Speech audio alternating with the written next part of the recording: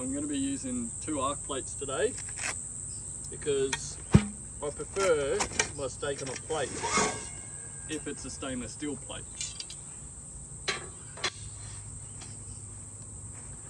So 2 plates will fit across the ArcPit.